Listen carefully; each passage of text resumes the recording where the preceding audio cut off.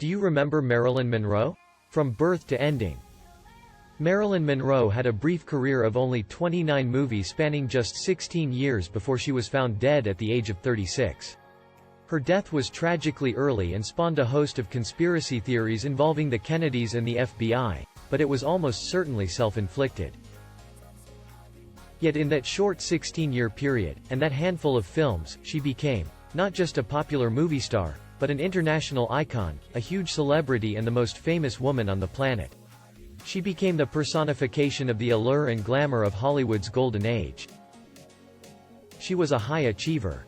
After starting out as a photographic model, she became Playboy magazine's first sweetheart of the month in December 1953.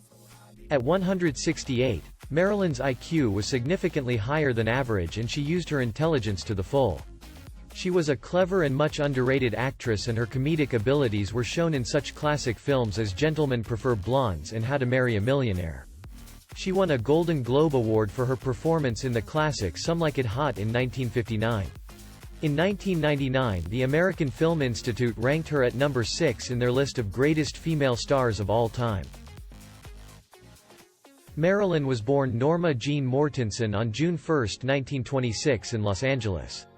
She was baptized with her mother's maiden name Norma Jean Baker, as her mother's husband, Edward Mortensen, had deserted her before Norma was born. She never knew who her biological father was, and she had a half-brother and half-sister from her mother's first marriage. There is no doubt that young Norma Jean's childhood environment was extremely unstable and certainly contributed to the emotional problems she experienced later in life. Her mother, Gladys, worked at RKO Studios as a film cutter, but she had psychological problems and spent several periods in a mental institution. Gladys was not prepared for looking after her baby daughter and placed her in a succession of foster homes. She did eventually reclaim Norma and tried to look after her, but had another mental breakdown, which the young Norma witnessed, and the child was declared a ward of the state, at which time she moved in with family friend Grace McKee. Grace had a fascination for the then extremely popular blonde star, Jean Harlow, and she and Marilyn would regularly go to watch Harlow films. This was the start of Marilyn's lifelong interest in movies and movie stars. In 1935, Grace married and became Grace Goddard, and Norma was again placed in a succession of foster homes. During this time she was allegedly abused, both emotionally and sexually. When Norma was 12, in 1938, Grace sent her to live with one of her aunts, Anna Lower, in Van Nuys, Los Angeles County. Norma spent 3 happy years there and later described this as the most stable period of her childhood. Her aunt, however, developed serious health problems, and in 1941 Norma moved back to live with Grace and her husband. Norma Jean met Jim Doherty, the son of a neighbor, in 1941 when she was 16 and he 21. When Grace learned that she and her husband would be leaving Los Angeles for the East Coast, she encouraged the couple to marry to avoid Norma Jean having to return to foster care. So, after dating for 6 months, Norma and Doherty married in June, 1942. By all accounts, the marriage was not unhappy, although Monroe later claimed she was bored. But within a year Jim had joined the Merchant Marine and in 1944 was posted to the South Pacific. His young wife went to live with Doherty's parents and joined millions of other women helping the war effort when she started working in the radioplane munitions factory, inspecting parachutes and spraying airplane parts with fire retardant. After a few months, Yank magazine sent a photographer, David Conover, to get shots of women working and making a contribution to the war effort. After using Norma for the shoot, he encouraged her to sign up with the local Blue Book modeling agency, and she began to get more and more assignments. She was a natural photographic model. The camera loved her fresh-faced good looks, and within 2 years she was in a full-time modeling career with over 30 national magazine covers to her credit. Norma's world was expanding and she began to take acting and singing lessons. She renewed her interest in the work and methods of stars like Jean Harlow and Lana Turner. Her modeling fame reached the ears of Ben Lyons, then a talent scout for 20th Century Fox, who arranged a screen test for her. On her husband's return in 1946, she had to choose between career and marriage. She and Jim were divorced in June 1946, and 2 months later she was signed by 20th Century Fox to her first studio contract.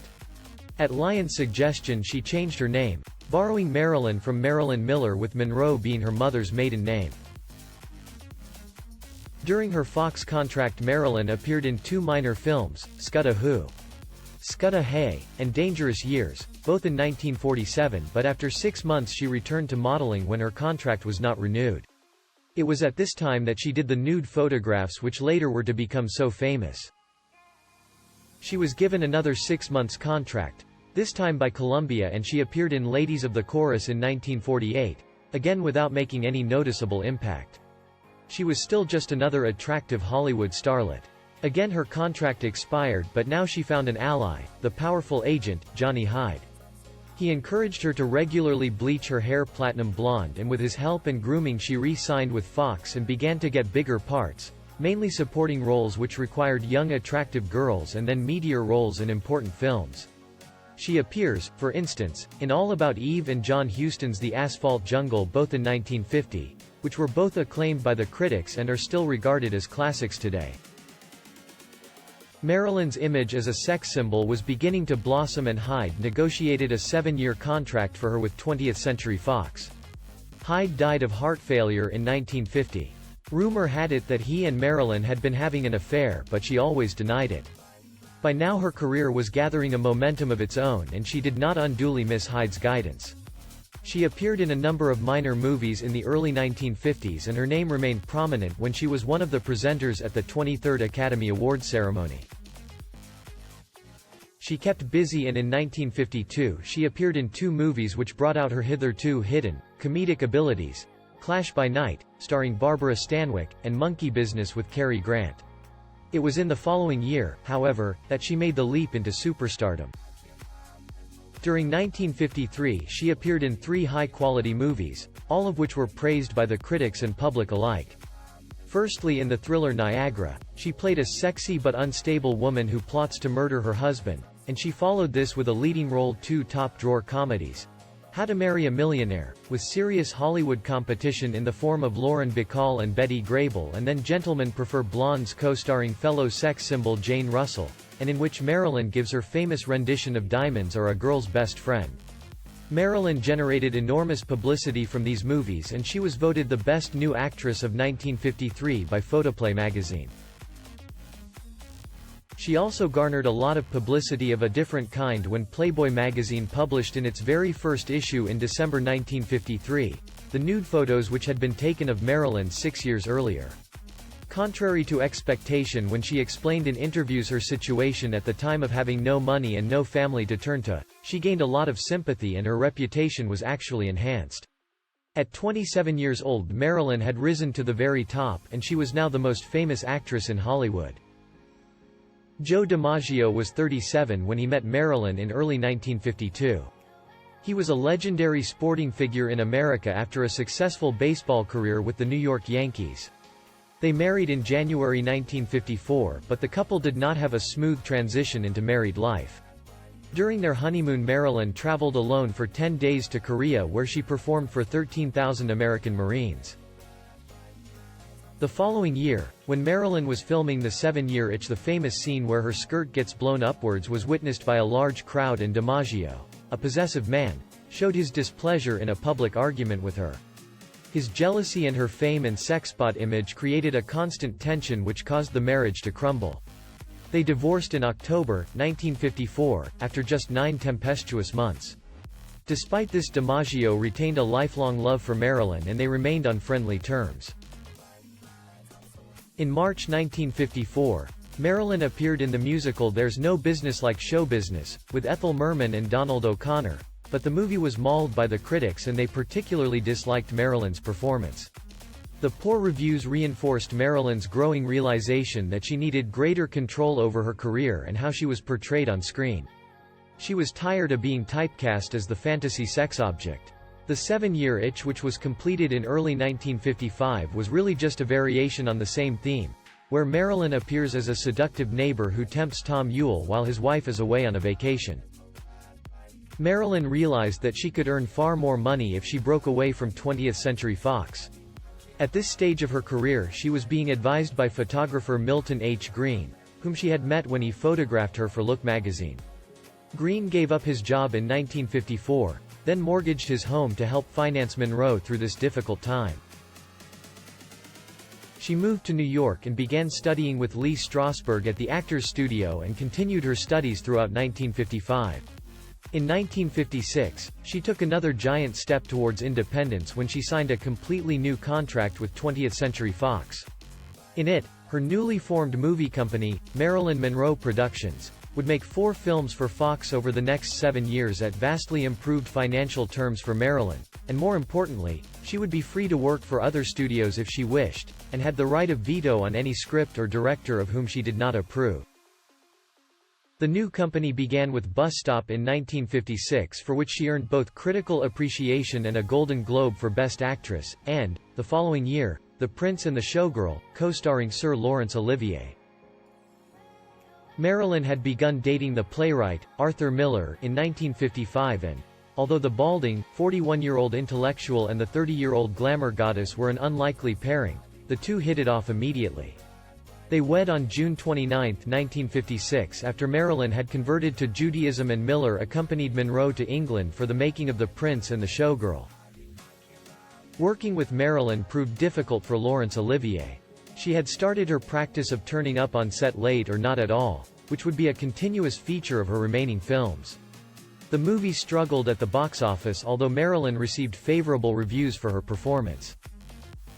After she and Miller returned home, Marilyn discovered that she was pregnant, but it was an ectopic pregnancy, and she miscarried. This created an unbearable strain on the marriage, and the slow decline in Marilyn's mental state can be dated from this time. In 1959 she enjoyed the biggest success of her career, starring with Tony Curtis and Jack Lemmon in Billy Wilder's comedy Some Like It Hot. Although Wilder publicly criticized Marilyn for her lateness and general difficult behavior on set, he also praised her brilliant performance in the movie. She was awarded a Golden Globe for Best Actress in Musical or Comedy, and the movie was a resounding commercial success, and was nominated for 5 Academy Awards. Despite this success, Marilyn's mental state was rapidly becoming more fragile. She was growing increasingly dependent on uppers, pills to wake her up, and downers, pills to put her to sleep. She had another miscarriage during the shoot, and her relationship with her husband was deteriorating. During her next film, The Very Average Let's Make Love in 1960, she had a much publicized affair with her co-star Eve Montan, which further put strain on the marriage. For her next movie, The Misfits, the part of Rosalind Tabor had been written especially for Marilyn by Arthur Miller. During the shoot she showed all her, by now, tiresome histrionics, clashing frequently with co-stars Clark Gable and Montgomery Clift, and publicly clashing with director John Huston. During the shoot she was treated in hospital several times for depression. By this time she and Miller were barely on speaking terms, and when the movie was completed they divorced, in January 1961, after 4.5 years of marriage.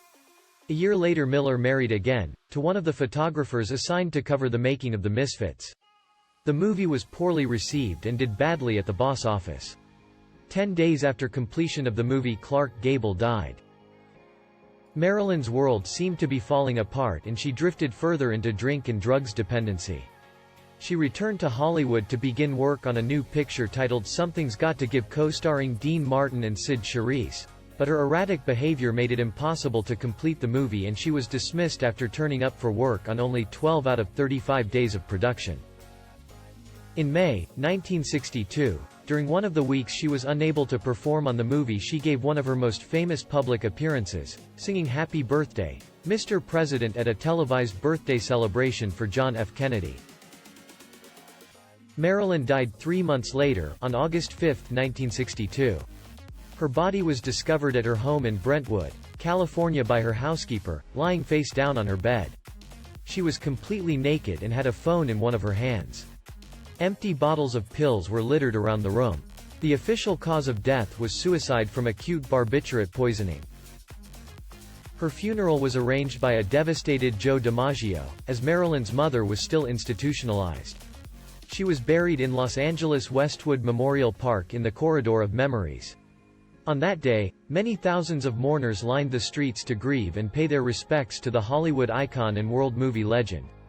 For many years after her death, Joe Dimaggio put fresh roses at her memorial site. Rest in peace Marilyn Monroe.